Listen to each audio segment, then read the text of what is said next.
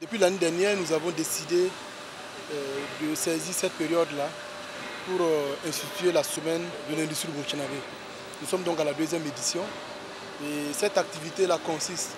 à la fois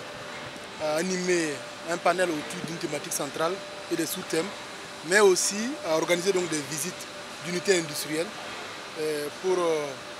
encourager la transformation de nos matières premières locales. En ce qui concerne cette année,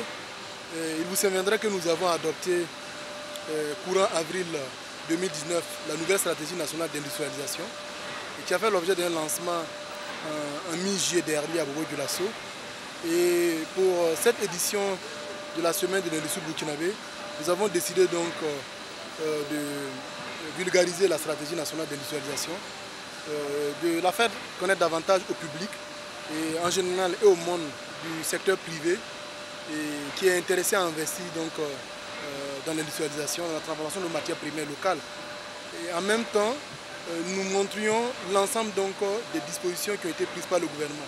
en termes donc, de réformes stratégiques, en termes d'amélioration du cadre institutionnel et en termes d'engagement, en termes de développement de plateformes industrielles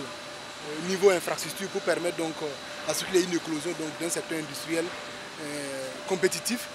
mais aussi montrer l'ensemble de l'accompagnement en matière de restructuration, de mise à niveau, de formation